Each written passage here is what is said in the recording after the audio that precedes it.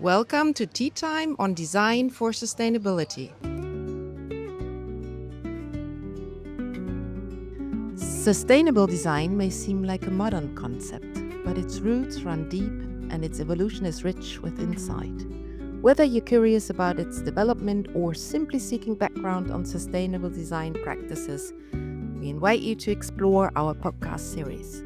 The series is inspired by the book Design for Sustainability, a multi-level framework from products to social technical systems by Fabrizio Ceschin from Brunel Design School UK and Idil Gaziulusoy from Aalto University, Finland. Endorsed by the international networks Lens, Cumulus Association and DASIS, this podcast initiative has been developed and organized by Paranel Federal University and Institute Brazil and Design, the Sustainable Design School in France. Hello. Today we have the honor to have Idil and Fabrizio with us in the studio. Welcome to both of you. I'm going to ask you a couple of questions, and the idea is that you answer, through a conversation between the two of you to these questions. So I would start with, would you tell us the story of your book? How did the book come about, and what were your intentions? Okay, yeah, well, I can start. I can say that in 2011, I was completing my PhD and came across to Idil's PhD work, which, similarly to mine, tackled the topic of design and sustainability transitions. So I decided to connect with her, and that's when we started talking about our research in terms of PhD, but also more in general about design for sustainability. And I've always had high esteem of Idil and Idil's work, so I knew I wanted to collaborate with her. And the opportunity came in 2015 when we started writing a conference paper and a journal paper on the evolution of design for sustainability. I think we were both a bit dissatisfied with the existing work on the historical understanding of design for sustainability. The work was not too much in depth, was a bit patchy, so we felt that we had something to contribute in that area. And that's when we started working on this.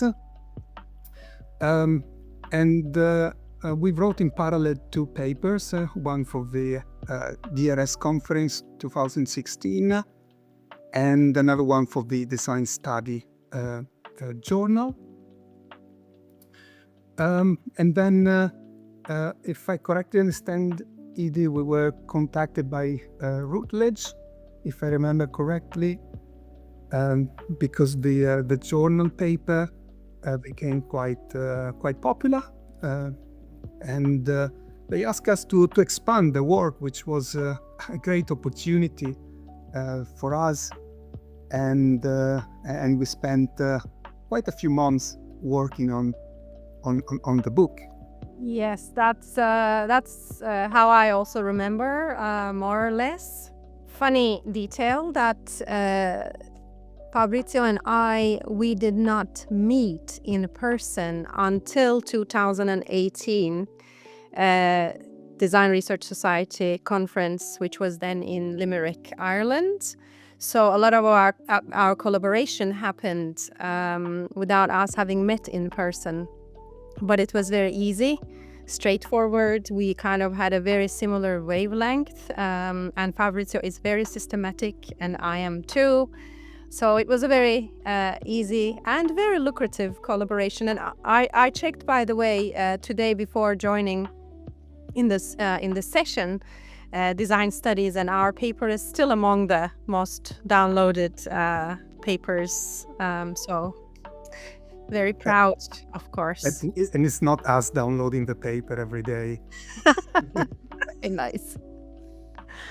Right. So that was your intention, right? In the beginning, to really publish a paper and to get out there as a didactic material, or is it more to meet more researchers and to develop further down your theory? I think originally we did not have the idea as let's write this, for pedagogical reasons. It was more a research question. So this field, now we both had a lot of exposure to it during our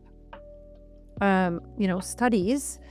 On the other hand, there was not a coherent, complete story of how the field had developed. So I think it was more of a research question that kind of ignited. But then with the book, I think the framework and the approaches and everything that is in the book made it a very excellent educational resource for many schools as we receive messages from around the world. I think an important aspect that contributed to the book is the fact that both myself and Idil had the opportunity to collaborate and interact with some design academics who are considered pioneers in the field of design for sustainability. So just to mention Ezio Manzini, Carlo Vezzoli, Amplify, Tris Vajan. And we were very lucky because we had kind of first-hand insights from them in terms of what happened in the first decades of the development of design for sustainability. And I think another aspect was the fact that we had the opportunity to work outside Europe in some projects. So that opened up a little bit our perspective and understanding of design for sustainability. So all these things contributed to shape what we then developed and wrote in the book. Okay, yeah, that's great. Well, I figure that as a researcher, you're also a learner, right? In the first place, if you take a little bit of distance, what is your biggest takeaway from this collaboration? Well, I guess it has been for both of us. I believe it has been very enjoyable, productive, and insightful that we are still collaborating since our first DRS conference article. So in terms of what we have learned, if that's like if this is a content related question, my key takeaway is that the field is a very dynamic field, increasingly more dynamic, and that there's much more work to be done to kind of catch up with what is happening in the field and update our work. Yeah, well, working with Idil is a great pleasure. Idil is one of the most important thinkers in design for sustainability, and it's always stimulating to work with her because she asks the right questions. So it's challenging the thinking, stimulating to new ideas, and I think we worked very, very well together.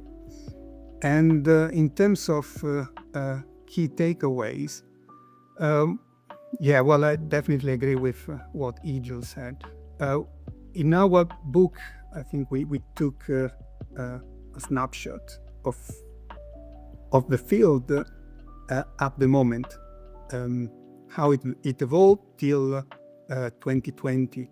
But other things happened since then, and what's in the book, it's still valid, of course, but it might need some tweaks because some new design concepts, new design ideas came through or were better developed over the past few years, and that's probably the nature of design. It's always evolving, always changing. But the framework gives us a good blueprint to map also the future evolutions.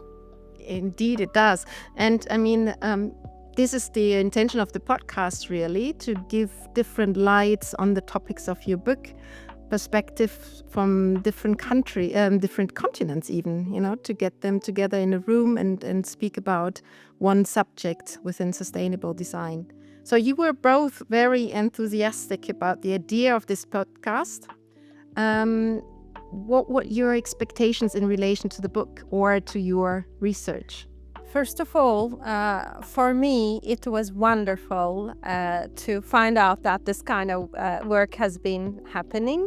And of course, both Fabrizio and I, we receive messages, from different parts of the world indicating how our book or the framework has been used in different educational environments. And that has always been, of course, a source of happiness and pride. Because having done something useful, that knowledge, receiving that feedback is quite important to keep or being motivated. The expectations from the podcast, maybe for the book, is so that we are very interested in understanding further the interpretations in different schools, in different continents, countries of the framework, and also maybe it can inspire us to update the book with a new edition. And also with Fabrizio, we had been talking about potentially another journal article, because in 2016 it's going to be 10 years since the very first version of the paper in DRS. So I can also hope that we can get a lot of inspiration from the reflections that we will probably hear in this podcast series. So yeah, of course, I'm as well very honored and flattered that the book inspired this podcast series. And of course, this is a great opportunity to discuss some of the contents of the book, but also to challenge some of the things that we wrote in terms of providing a diverse and multiple perspective on the different design approaches that we describe in the book, but also about the framework. And I think the richness of this podcast series is that there would be experts from different geographical contexts, from different expertise within the design field.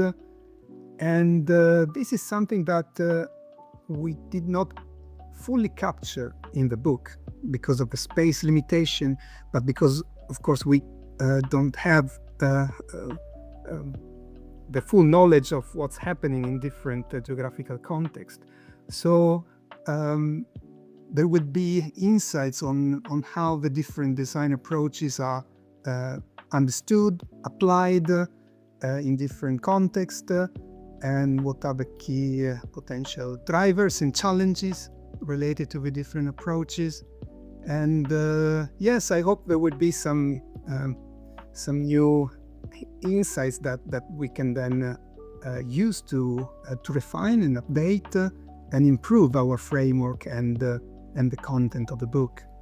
Great, yes. Well, the initial idea of the podcast really was to reach out to a broad audience, even to touch people or future designers or students, and to kind of trigger their interest, right? So we didn't mean that everybody listening here should be an expert, but if they are, even better. But that's fundamentally the idea of a podcast, to go out there into the wild and see whoever can connect and take something from it.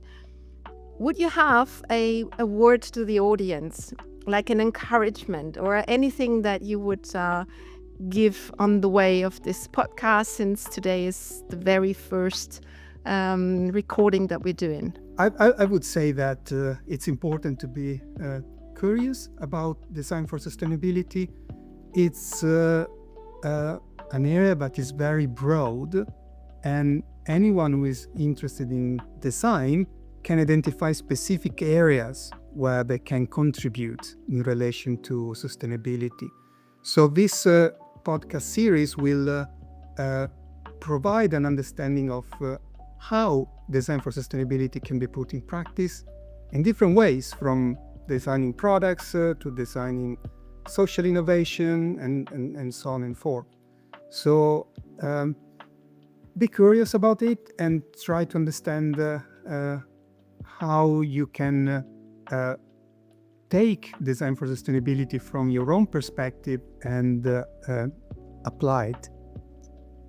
Yes, I think maybe in a similar vein, the book itself is quite compact, and it's the beauty of it that it gives thread ends to pull on the basis of different, curiosities associated with the different levels of innovation, different approaches, design approaches that we mention in the book. So it's a good starting point, and I believe that because we were very intentional to make it very accessible for those who may not have, exposure to sustainable design substantially. So I also would like to I would like to encourage people to use that book as a starting point, to dig deeper into their own curiosities, what makes them, what kind of, what more they want to explore in relation to design for sustainability. So in that sense, the book is a great starting point, and it's the book that I wish I had in front of me when I started my learning journey about design for sustainability. So easy to read. Just go with it. And it's also in open access. That is true. Very nice. Okay, yeah, by the way, we're going to share the link to the book under this video so that anybody listening here to this podcast can get hold of it, read it, use it, forward it, and take it as a ground foundation of his own development, right? Because that's what you said before, Fabrizio, is that their sustainable design is not at the end now. It's something that keeps on developing. And so we're very much looking forward to what comes next. So what are the future plans? Are there any? Are you gonna, you said before that you might have to rewrite some chapters, or are there any plans yet? I'm not sure if we would have to rewrite some chapters, but definitely we can expand. We can add more approaches across the existing levels. That's probably my wish, and also kind of a journal article that is going to update on the basis of the developments in the past 5 years, both in terms of design for sustainability, but also in terms of the state of the world and where we are going, and then what design for sustainability can do in relation to that. In 2023, we did publish a chapter in Handbook of Sustainable Design, edited by our dear colleague in the US, Rachel Beth Eggenhofer. So there's already an updated version, a bit of reflective updated version, but I think that work will never end, because the field is becoming more and more central to the design discipline, and it is going to be increasingly more relevant for the world in general.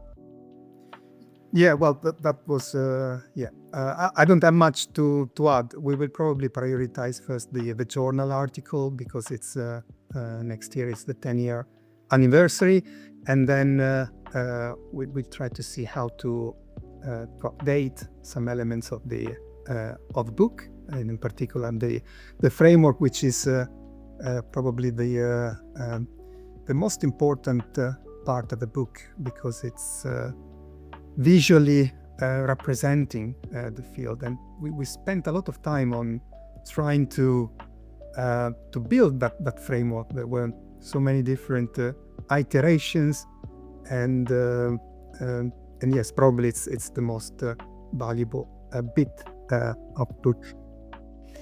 A wish that I have, which we would not be able to accomplish this, is that the book actually gets translated into different languages and becomes accessible to more people. But that requires initiating people who can translate the book into different languages. Yeah. Sure, of course.